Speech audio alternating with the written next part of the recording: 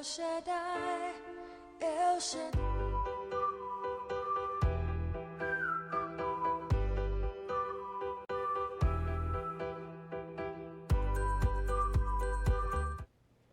Boa noite, meu irmão, minha irmã, que a graça e a paz do Senhor esteja sobre a sua vida. Obrigado também a você, meu amigo e amiga, seja bem-vindo ao nosso canal, Igreja Presbiteriana Ebenezer, em Ipatinga, Minas Gerais. Estamos aqui para mais um momento juntos da exposição das Sagradas Escrituras. Hoje vamos começar mais um momento juntos, falando da carta do apóstolo Paulo aos nossos irmãos filipenses. Espero que desde já o Senhor possa lhe abençoar. E também quero fazer um convite.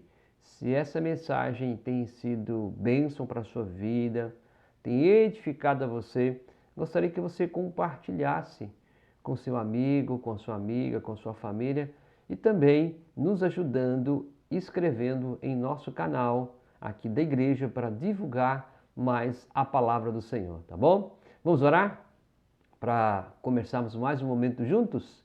Senhor, obrigado por mais esse momento juntos diante da Tua palavra. Pedimos que Teu Espírito Santo fale ao nosso coração, ministre ao nosso coração, traga conhecimento e esta palavra, Deus, possa ser edificação para esta família. É o que pedimos, agradecidos em nome de Jesus. Amém e amém.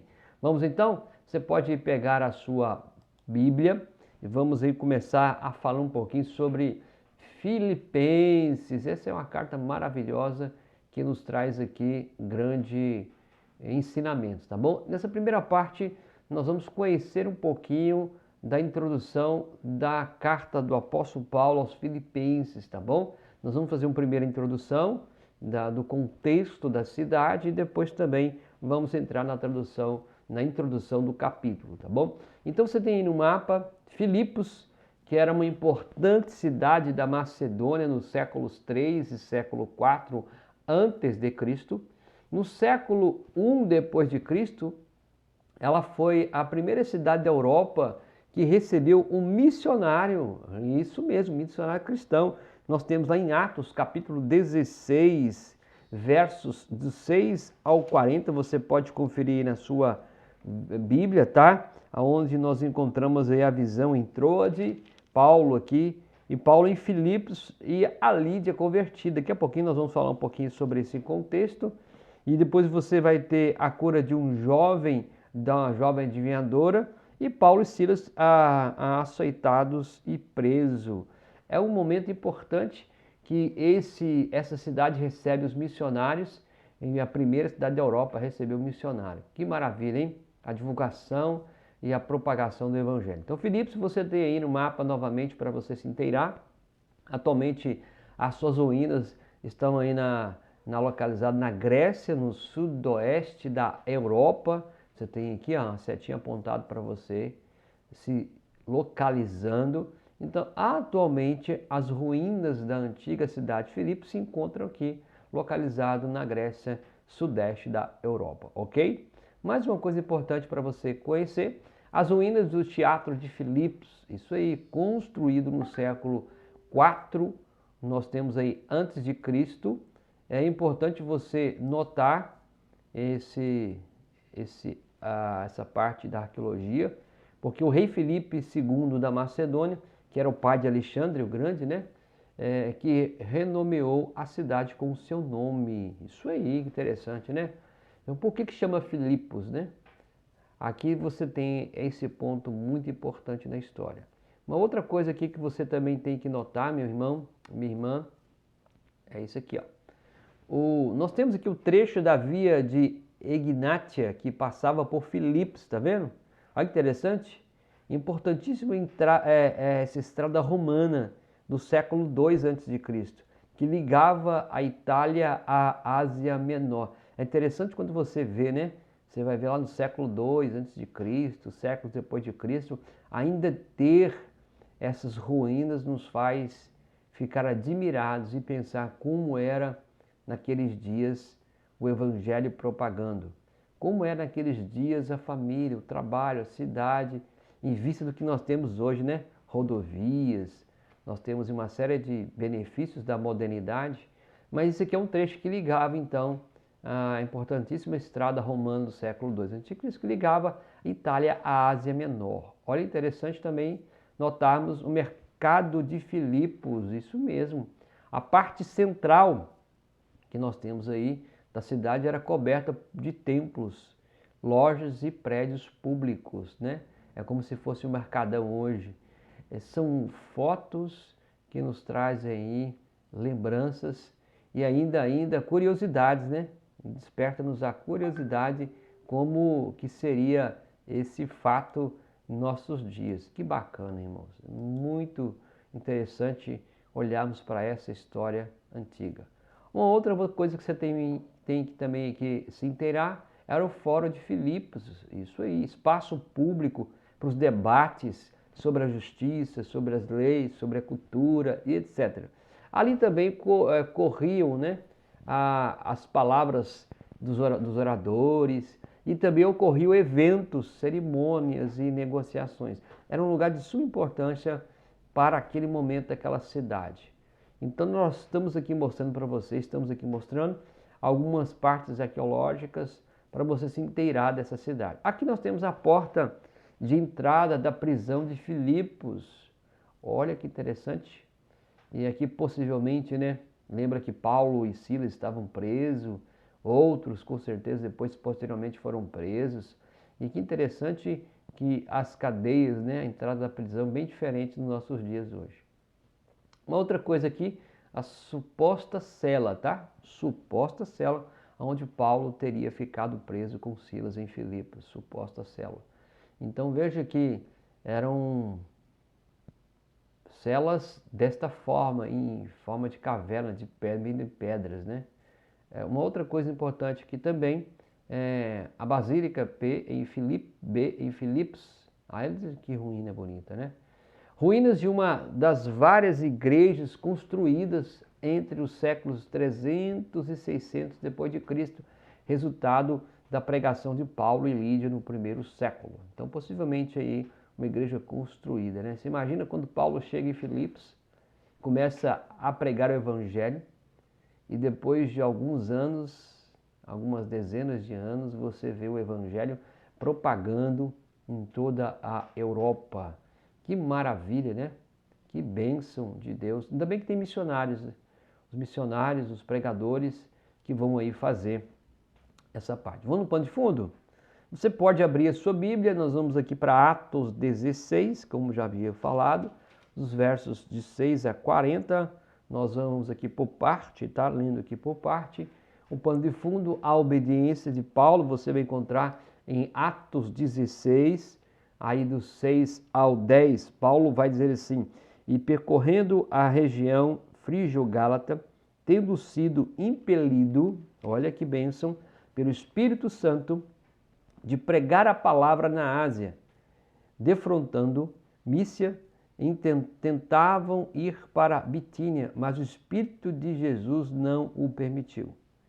E tendo contornado Mícia, desceram em Troade. Olha aí, irmãos. À noite sobreveio a Paulo uma visão na qual o varão macedônio estava em pé e rogava, dizendo: passa a Macedônia e ajuda-nos. Assim que teve a visão, imediatamente procuramos partir para aquele destino, concluindo que Deus nos havia chamado para lhes anunciar o Evangelho. Então aqui nós temos a obediência de Paulo. Paulo teve a prisão do homem na Macedônia que implorava: passa a Macedônia, a visão do homem, passa a Macedônia e nos ajuda. Aqui nós vamos encontrar que ele não teve nenhuma dúvida que o Senhor o havia chamado para lhes anunciar o Evangelho, como que você tem aqui. Então, uma vez que Paulo ouviu esse chamado, ele obedeceu para fazer aquilo que era importante. Então veja que os nossos irmãos foram abençoados porque Deus direcionou o apóstolo Paulo para que pudesse pregar o Evangelho, anunciar o Evangelho das boas novas àquela cidade. Que bênção! Será que o Senhor tem chamado você hoje para abrir uma congregação, um ponto de pregação na sua casa, no seu bairro, criar um grupo de discipulado para divulgar o Evangelho? Como você tem exercido a sua parte de missão, a sua parte evangelística e a sua parte missionária nesses dias? É o que a Bíblia nos ensina a fazer. Uma outra coisa que você vai ter aqui, que é a operação do Espírito, o pano de fundo de Atos 16, 11 a 34. Vamos ler? Tendo, pois, navegado de Troade, seguimos em direitura a Samorta. No dia seguinte a Neópolis. Deixa eu pegar meu óculos aqui, meu irmão, minha irmã, para ficar melhor. E dali a Filipos, cidade da Macedônia, primeira do distrito e colônia. Nessa cidade permanecemos alguns dias.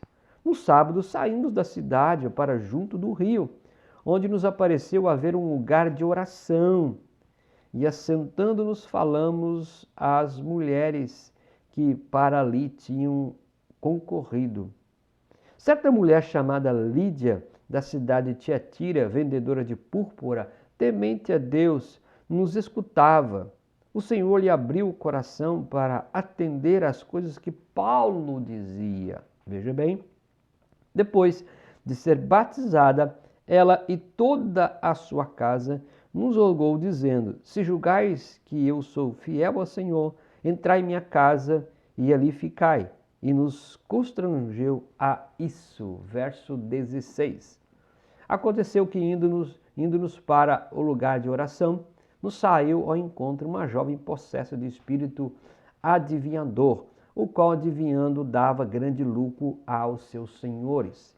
Seguindo Paulo e a nós, clamava, dizendo: estes homens são servos do Deus Altíssimo e vos anunciam o caminho da salvação. Isto se repetia por muitos dias. Então Paulo, já indignado, voltando-se, disse ao Espírito: em nome de Jesus Cristo, eu te mando, retira-te dela. E ele, na mesma hora, saiu.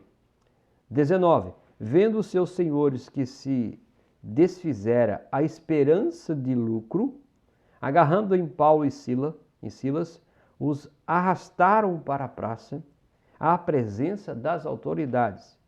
E levando aos pretores, disseram: estes homens, sendo judeus, perturbam a nossa cidade, propagando costumes que não podemos receber, nem praticar, porque somos romanos. Então veja, Paulo está numa situação, de um contexto que ele está anunciando o evangelho que é totalmente contrário. Levantou-se a multidão unida contra eles, e os pretores, rasgando-lhes as vestes, mandaram açoitá-los com varas. E depois de lhes darem muitos açoites, os lançaram no cárcere, ordenando aos carcereiros que o guardassem com toda a segurança. Estes, recebendo tal ordem, levou-os para o cárcere interior e lhe prendeu os pés no tronco. 25. Por volta da meia-noite, Paulo e Silas oravam e cantavam louvores a Deus, e os demais companheiros da prisão escutavam. De repente sobreveio o tamanho terremoto que sacudiu os alicerces da prisão, abriram-se todas as portas e soltaram-se as cadeias de todos. Que maravilha! 27. O carcereiro despertou do sono e, vendo abertas as portas do cárcere, puxando da espada, ia suicidar-se, supondo que os presos tivessem fugido. Mas Paulo bradou em alta voz: não te faças nenhum mal, que todos aqui estamos. Depois, então o carcereiro, tendo pedido uma luz, entrou precipitadamente e trêmulo prostrou-se diante de Paulo e Silas.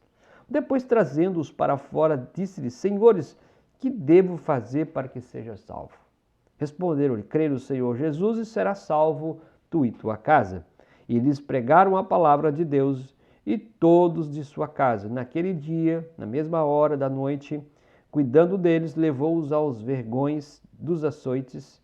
A seguir foi ele batizado e todos os seus. Então, levando os para sua própria casa, lhes pôs à mesa e com todos os seus manifestava grande alegria por terem crido em Deus.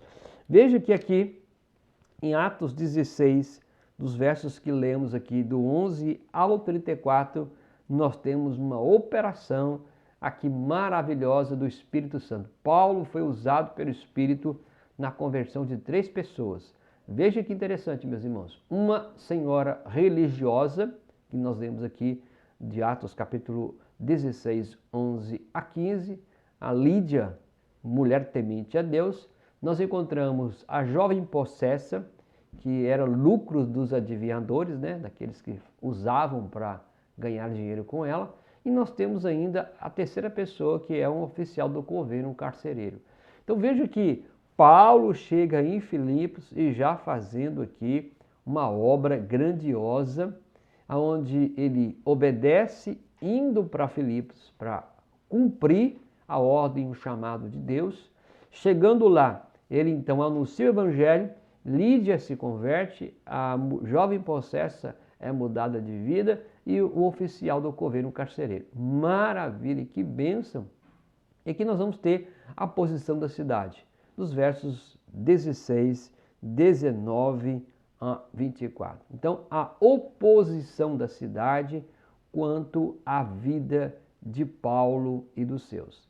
A igreja de Filipos foi fundada em meio a muita oposição do povo, isso mesmo, lutas, sacrifícios, sofrimentos. Paulo chega aqui e já é açoitado, já é preso, amarrado por causa do pregar o evangelho.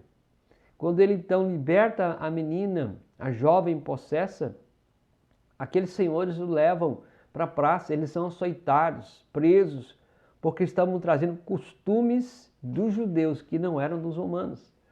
Então assim, Paulo vê que a igreja está crescendo e vai crescer em meio a sofrimento. Mesmo assim, a igreja cresceu e Paulo escreveu da prisão uma carta para esta igreja. Veja o que é o evangelho, meus irmãos. Quantas pessoas podem ser alcançadas pela operação do Espírito Santo? Por meio do seu testemunho. Que Deus possa te usar. Que você seja um instrumento, uma ferramenta para anunciar o evangelho, assim como Paulo e Silas foram. Eu e você podemos ser esse instrumento. Sejamos isso. Em nome de Jesus. Vamos agora para Filipenses. Essa então é o pano de fundo desta carta do apóstolo Paulo aqui na igreja que está começando em Filipos, tá bom? Nós vamos aqui caminhando, espero que você esteja aí compreendendo, tá? Se você está sendo edificado por essa palavra, gostaria que você compartilhasse ela com alguém. Vamos lá, Filipenses 1. Agora vamos começar já em Filipenses, tá? Filipenses 1, versículo 1 e 2. Paulo e Timóteo, servo de Cristo Jesus, a todos os santos em Cristo Jesus, inclusive bispos e diáconos que vivem em Filipos. Graça e paz vós outros da parte de Deus nosso Pai e do nosso Senhor Jesus Cristo. Aqui, quem é o remetente da carta? Paulo e Timóteo. Então nós temos o remetente. Quem está mandando a carta é o apóstolo Paulo e Timóteo, que são chamados servos de Cristo. Eles são servos de Cristo. Quem são os destinatários? A todos os santos em Cristo Jesus que vivem em Filipos. Então Paulo, junto com Timóteo, aqui, servo de Cristo, estão escrevendo essa carta para esses irmãos, a todos os servos, a todos os santos em Cristo Jesus que vive em Filipos. Há duas lições que aprendemos aqui. Primeiro, uma vez justificados pela fé, somos considerados santos em Cristo. Então, quando Paulo coloca essa expressão santos em Cristo, ele está dizendo da separação, da justificação. Veja que Filipos, no seu contexto, uma cidade romana, pagã, com seus costumes contrários ao do Evangelho. Então agora essas pessoas que se convertem, elas são justificadas, já falamos aqui em estudos anteriores, você pode voltar aos nossos estudos aqui sobre graça, aí você vai encontrar justificação, santificação, vai te dar um conhecimento muito abrangente e interessante, tá? A segunda coisa aqui, na igreja em Filipos havia comunhão, mas também havia liderança.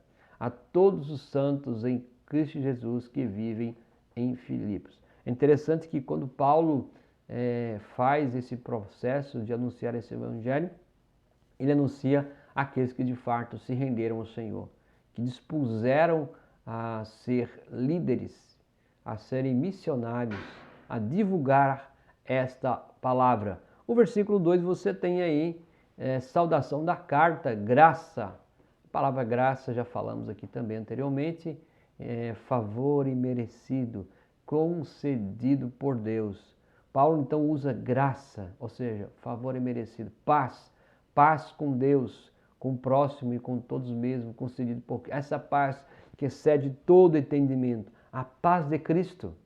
Essa paz que excede todo o entendimento, essa paz que o mundo não pode dar. Então veja, graça e paz. Graça, favor imerecido, paz que excede todo entendimento e que vem dele. Então, graça e paz vem de Deus. A graça vem de Deus, a paz vem de Deus, a graça em Cristo Jesus é a paz em Cristo Jesus. Paulo então começa com essa saudação maravilhosa, tá? Então, como está a estrutura da sua igreja local? A graça e a paz do Pai e de Cristo são vistas como clareza em sua igreja? Será que na nossa igreja essa paz, essa graça é vista? Essa graça e esta paz também é vista na sua vida na faculdade? Essa graça e esta paz é vista na sua vida como vizinho? A Bíblia nos chama a render a Ele nossa vida e testemunhar aquilo que Ele tem feito para a minha vida e para a sua vida, tá bom? Vamos aqui mais uma característica da oração de Paulo. Versos 3, aqui nós vamos até o verso 8. Dou graças ao meu Deus por tudo que recordo de vós, fazendo sempre com alegria súplicas por todos vós em todas as minhas orações, fazendo sempre pela vossa cooperação no Evangelho, desde o primeiro dia até agora. Olha que maravilha! Estou plenamente certo de que aquele que começou a boa obra em vós há de completá-la até o dia de Jesus Cristo. Aliás, é justo que eu assim pense de todos vós, porque vos trago no coração, seja nas minhas algemas, seja na defesa e confirmação do Evangelho, pois todos sois participantes da graça comigo. Olha interessante, pois a minha testemunha é Deus, da saudade que tenho de todos vós na eterna misericórdia de Cristo Jesus. Paulo então começa aqui também com a sua oração de gratidão. Dou graças ao meu Deus. Veja que Paulo dá graças a Deus em todos os momentos. Se você pegar a história do apóstolo Paulo, ele dá graças na tribulação, na prisão, em todos os momentos. Então, como são as suas orações? Como está a sua oração hoje? Você só pede? Pede e pede e pede e pede mais humanista para si mesmo? Ou a sua oração deve começar com gratidão? Como que você tem feito a sua oração? Aqui na nossa igreja, sempre eu falo que o ponto mais importante para cada um de nós é a gratidão. Sejamos gratos. Grato por tudo. E é difícil você agradecer a Deus em momentos difíceis. Mas ainda assim, temos que ter gratidão. Gratidão. Então a oração deve começar com gratidão. Ser grato a Deus por tudo que Ele tem feito em nossa vida. Primeiro, agradeça, agradeça, agradeça. Não comece pedindo. Não comece abrindo a sua boca, pedindo, pedindo, pedindo. Seja grato. Grato pela vida, grato pelo dia, grato pela salvação, grato pelo perdão, grato por tantas coisas. Paulo, dou graças ao meu Deus. Você tem dado graças ao seu Deus? Você tem abrido sua boca mais para dar graça? Ou mais para reclamar, murmurar, praguejar, falar mal dos outros, falar o que você tem, o outro não tem? Como você tem usado a sua oração? Paulo então também faz uma oração mais abrangente, dizendo: por tudo que vos recordo de vós, súplicas por todos vós, pense de todos vós. Então Paulo agora ele coloca uma oração bem abrangente, ligando tudo, todos. Ele diz: por tudo que recordo de vós. Eu sou grato a Deus por tudo que recordo de vós. Eu sou grato a Deus pela súplica por todos vós. Eu sou grato a Deus porque eu penso em todos vós. Paulo coloca isso bem nítido. Ele coloca: dou graças ao Deus por tudo que recordo de vós. Olha, verso 4 ele coloca: fazendo sempre com alegria súplicas por todos vós. Está vendo? Olha, ele faz súplicas. E ainda no verso 7 ele coloca: dessa forma, porque vos trago no coração, sejam as minhas algemas. E ele coloca: justo que vos pense de todos vós. Então, por que Paulo recorda? Por que Paulo suplica? Por que Paulo pensa? Porque ele é grato. Não, sem gratidão a gente não vai recordar, sem gratidão a gente não vai orar, não vai suplicar e nem vai pensar nos outros. Reparem, quando você tem um sentimento de ingratidão, quando você tem um sentimento de ingratidão para com a pessoa, você não recorda dela coisas boas. Você não suplica por ela. E muito menos você pensa. Você quer a pessoa distante. Paulo começa tudo isso com gratidão. Que você seja uma pessoa grata, tá? Você ora por todos os irmãos da sua igreja. Você consegue lembrar. Você tem 365 dias para orar. Quantas vezes você ora pelo irmão da sua igreja? Ora pelos pastores? Você ora pelos líderes da sua igreja? Especificamente aqui na nossa igreja, você ora pelo conselho da igreja? Você ora pelos diáconos? Você ora pelos líderes de ministério? Você ora pelos irmãos? Temos orado?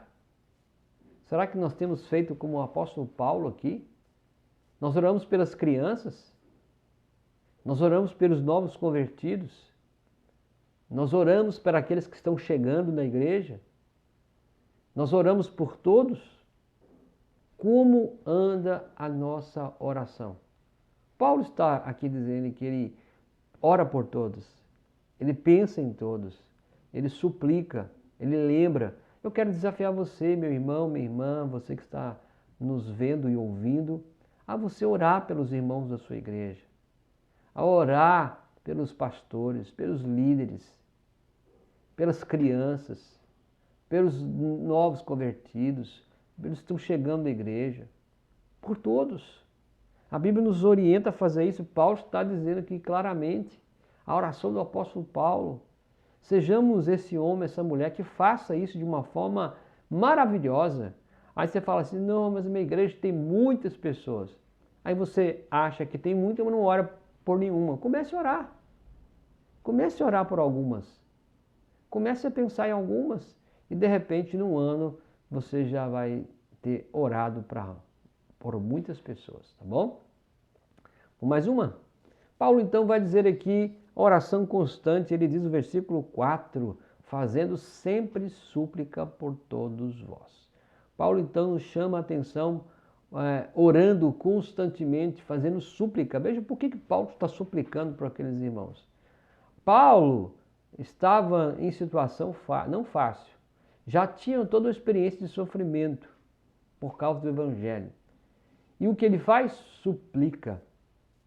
Ele faz súplica constante para que esses irmãos possam permanecer firmes na missão, combater o bom combate, anunciar o evangelho e não retroceder. Sua oração é constante. Sua oração é constante em prol da sua casa. Nem vou falar em relação aos outros agora. Mas você ora constantemente pelo seu esposo, pela sua esposa, pelos seus filhos, para que eles possam de fato permanecer? Você persevera nas súplicas pelos irmãos da sua igreja agora? Você ora sem cessar? Paulo nos chama a fazer súplicas por todos, constantemente. Comece pelo da sua casa, pelo seu esposo, pela sua esposa, pelo seu filho, pela sua filha. Aí você vai falando daqueles irmãos que você consegue lembrar. Nós temos que ter esse momento de uma oração constante, orar sem cessar. Você não precisa simplesmente ter um horário para chegar lá, agora eu vou orar aqui no meu quarto e pegar a lista toda. Não, você está caminhando, fazendo o seu momento de caminhada, ore por alguém. Você está lavando a vasilha, ore por alguém. Lavando a roupa, ore por alguém. Você está indo ao trabalho, ore. Só que nesse tempo tão de pós-modernidade, nós começamos a trocar os nossos momentos de oração, um momento de silêncio, um momento de quietude, um momento de poder interceder. Nós pegamos o celular e começamos a gastar tempo em passar o dedo. Gostaria que você desliga um pouquinho, dê um pouquinho de tempo, fica um pouquinho sem a tela e comece a orar em favor da sua casa e de outras pessoas. Paulo ainda vai dizer, oração com alegria, fazendo sempre com alegria. Paulo não ora com pesar, Paulo não ora com tristeza, Paulo não ora com aquele fardo, nossa, que coisa chata, eu tenho que... Não, Paulo ora com alegria. A alegria no coração de Paulo, mas sabe por que alegria? Porque a gratidão primeiro. Para você a oração é algo penoso? Para você a oração é por obrigação ou por alegria? Vamos orar pelo irmão. Aí você, nossa, orar pelo irmão. Nós não devemos orar por pesar e nem por obrigação. Paulo está dizendo que ele orava por alegria, com alegria. Você sente alegria ao entrar em comunhão, em intimidade com Deus em oração? Será que o momento que você entra em comunhão, em intimidade com o seu Deus, isso é um fardo para você, isso é penoso para você? E nós temos vivido o momento da superficialidade. Enquanto nós não ficarmos insatisfeitos com a superficialidade, nós não desceremos à profundidade, aonde Deus tem um tesouro melhor para mim e para você. Então o momento da oração, o momento de estar em intimidade com o Senhor, não pode ser com pesar, é com alegria. Ainda que nada esteja bom, ainda que tudo esteja ruim à nossa volta, mas tem que ser com alegria. Tem alegria no coração? Você tem alegria na oração? Reveja isso. Quando você faz as suas orações, você faz sempre com alegria, ou tristeza, ou pesar, ou penoso? Quando nós estamos vivendo problemas, crises, possivelmente nossas orações elas não são com alegria. Elas tendem a uma oração de vítima, a uma oração de carga pesada. Mas a Bíblia diz, meu irmão, que nós temos que orar com alegria. Nesse tempo que estamos vivendo, nessa circunstância, eu quero desafiar você, meu irmão, minha irmã, aqui da nossa igreja, a orar com alegria, a orar com gratidão, a orar com gratidão, com alegria. Nós podemos fazer súplicas para os irmãos, para os líderes, para os pastores, para as crianças, novos convertidos. Eu quero desafiar você a ter esse momento na sua vida em nome de Jesus. Amém? Mais uma oração de recordação. Olha o que Paulo diz, meus irmãos. Olha as características da oração de Paulo. Oração de recordação por tudo que recorde vós. Quantas vezes, quem sabe, Paulo ali orando pelos nossos irmãos, recordando de conversas, recordando de momentos bons, recordando também de momentos de luta. Vos trago no coração. Olha aí que Paulo diz, eu trago vocês no coração. Saudades que tenho de todos vós. Paulo está aqui mostrando recordação, recordar de vós, guardar no coração, saudades, oh meu irmão, nesse tempo que estamos vivendo dessa sociedade, uma sociedade líquida, uma sociedade sem compromisso, uma sociedade sem valor e, infelizmente, isso está afetando também o corpo de Cristo e a igreja. Quero chamar a sua atenção. Você que está vendo e nos ouvindo, irmão da nossa igreja, irmã, ou que você é de outra igreja, ou mesmo que você não seja, fazemos um convite a estar conosco, somando conosco. Mas em tudo isso, quando estivermos vivendo o momento da oração, da comunhão, sejamos pessoas que possam recordar, a orar pelo seu irmão, pela sua irmã, pela sua família. Recorde, guarde no coração e ainda demonstre que você tenha saudades, saudades de estarem juntos, saudades de caminhar. E nesse tempo de pandemia, quando começamos, né? Tantas pessoas dizendo que tinham saudades, saudades, saudades. Hoje já temos aí alguns meses já com um trabalho aberto e a saudade foi embora. Não estou dizendo só na nossa igreja, várias igrejas da nossa IPB, como também outros pastores em outras igrejas, as pessoas que diziam tanta saudade, saudade, saudade e agora não estão. Oh meu querido irmão, seja grato a Deus, seja grato a Deus. E nesse ser grato a Deus, faça as orações com alegria, recordando, trazendo no coração e tenha saudades mesmo, porque o vínculo dessa paz, desse amor, não é nada a não ser a pessoa de Jesus Cristo. Você tem saudades dos irmãos da igreja? Sente falta da convivência, da comunhão com outros? Recorda-se dos seus amados irmãos? Como é que está a sua vida hoje? Você tem saudade? Você fala assim, sim, mas como é que você demonstra que essa saudade agora foi sanada? Como é que você tem vivido a convivência, a comunhão com Ele? Você tem recordado dos seus irmãos? São desafios que você podemos aí tomar e assumir. Então vamos lá? Temos saudades dos membros da nossa igreja? Do pastor, do professor da escola bíblica, da professora? Como anda as suas saudades? Como anda a sua recordação? Como anda o guardar no coração? E aqui, em versos de 9 a 11. Vamos lá? Os alvos da oração de Paulo agora.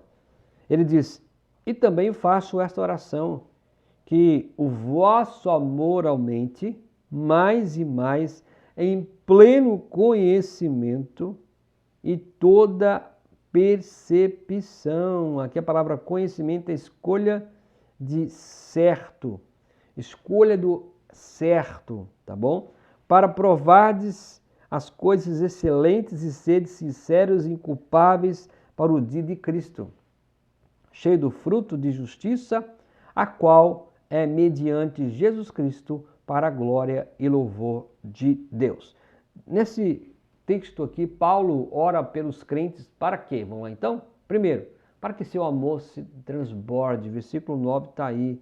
E maravilha, Paulo está orando, dizendo assim, que esse amor na vida de vocês se transborde, ou seja, que saia para fora de vocês, que imunde outras pessoas. Olha que maravilha. Paulo vai dizer ainda que seu amor seja cheio de conhecimento, de percepção. O conhecimento aqui é entre conhecer o certo e errado, perceber o que é certo e o que é errado. Veja que os irmãos naquela igreja, naquele contexto, estão também enfrentando dificuldades. A própria perseguição do Império Romano, a própria oposição ao Evangelho, a cultura, a própria carne, o próprio diabo. Então veja que Paulo está orando que o alvo da oração é que esse amor transborde, que ele seja cheio de conhecimento, de percepção do certo, do errado. Olha que maravilha. Aí ele diz, aprove o que é excelente. Ou seja, não é aprovar qualquer coisa, não é num simples aqui falar meia boca. Ou seja, o que vocês estão fazendo ou vão fazer, que sejam com excelência. Temos aqui falado constantemente em nossa igreja, tudo que você for fazer, faça com excelência, porque o que você faz é para o seu Senhor. Não pense que o outro vai agradecer ou que o outro não vai agradecer, mas faça com excelência. E isso é importante. Paulo está dizendo que esse é o alvo da oração. Olha outra coisa, sejam sinceros, sejam inculpáveis, ou seja, sinceridade, que não tenha nenhum buraco, que não falte algo, que seja inculpável, ou seja, que não vive culpa, que algo não seja atribuído sobre nós. Meu irmão, que bênção, hein? Sejam cheios do fruto da justiça, ele diz isso. Justiça, lembrando, o fruto da justiça, uma vez justos é porque nós somos justificados. Então, o fruto da nossa justiça não é a própria carnalidade ou o próprio eu. O fruto da nossa justiça é porque Cristo nos justificou. Ele morreu por nós. Então, Paulo está dizendo isso claramente, sejam para a glória e louvor de Deus. Que maravilha! Olha os alvos da oração de Paulo. Para que Paulo está orando? Para que esses irmãos se transbordem dessa alegria, transborde dessa gratidão, dessa salvação, dessa justificação, dessa nova história, dessa nova vida. Que isso também, eles sejam cheios de pleno conhecimento, percepção do certo, do errado, uma vez fazendo as coisas de forma excelentes, sinceramente, sem culpa, cheio da justiça de Deus e ainda tudo isso para louvor e glória desse Deus a quem eles estão servindo. Que maravilha! Olha que bênção, meus irmãos. Isso tem que ser real na nossa vida. Que nossas orações sejam também assim, em favor dos outros. E também que possamos suplicar também em favor da igreja, de outros e também de nós mesmos. Paulo coloca o alvo da oração de uma forma tão simples e objetiva. Amém? Quais são os assuntos que mais aparecem em suas orações? Para quem você costuma orar? Pelo que você ora? Então, voltando à lista, será que os seus alvos de oração estão assim? Qual é o assunto que mais aparece na sua lista de oração? Será que é só pedir? Só pedir? Vamos terminar então? Vamos lá. Você quer ajudar a igreja de Cristo a crescer? Como cresceu a igreja de Filipos? Quer? Então, meu irmão e minha irmã, meu amigo e minha amiga, sejamos homens e mulheres que possam fazer algo formidável. Obedeça quando Deus o enviar a testemunhar e pregar. Deus tem chamado você para obedecer. Deus tem chamado você para pregar o evangelho, para testemunhar, para ser discípulo. Então você pode fazer a igreja crescer. Como? Obedeça quando Ele te chamar. Obedeça. Ele está chamando você. Vá, faça discípulo. Vá, faça discípulo. Evidencie a graça. Evidencie a paz de Cristo que está sobre a sua vida. Nós precisamos evidenciar essa graça e essa paz de Cristo que está na minha vida. Estando na minha vida, eu vou ter relacionamentos com outras pessoas que vão demonstrar isso. Ore constantemente pelos seus, ore pela sua casa, ore pela igreja que está na sua casa, ore pela igreja que está espalhada no seu bairro. Nós somos a igreja. Ora pela sua igreja também, a sua comunidade, o seu corpo. Ora pelos irmãos de Cristo. Nós precisamos fazer isso. Obedecer, evidenciar e orar. Isso é a coisa importante para esses dias, tá bom? Aí chegamos ao final. Então quero deixar para você aqui essa palavra já de introdução à carta do apóstolo Paulo aos Filipenses. Então, Deus tem chamado você para obedecer ao chamado dele, a anunciar. Deus tem chamado você para evidenciar essa graça e essa paz. Ele também tem chamado você para orar em prol do reino dele. Amém? Se você recebeu essa mensagem e ela foi bênção para a sua vida, novamente eu quero te convidar a chamar outras pessoas a participarem conosco. Você pode mandar um link, pedir a pessoa para se inscrever. Se tem sido bênção para a sua vida, eu quero desafiar você a chamar outros para participarem deste momento, tá bom? Eu espero você no próximo estudo da palavra do Senhor aqui na segunda exposição da carta do apóstolo Paulo aos Filipenses, tá bom? Espero você no próximo encontro. Fique na paz, gostaria de orar com você e até o próximo encontro. Senhor, obrigado por esse momento tão maravilhoso sobre a vida de cada um, cada homem, cada mulher, cada criança, jovem, adolescente, cada família. Que o Senhor nos ensine, Senhor, a cada dia obedecer o seu chamado, a evidenciar essa graça, essa paz e ter uma vida de oração. Uma vida de oração que seja realmente íntima com o Senhor. Pai, nos abençoe até o próximo encontro. É o que pedimos em nome de Jesus. Amém e amém. Meu irmão, minha irmã, amigo e amiga, foi uma bênção estar junto com você. Até o próximo momento, em nome de Jesus.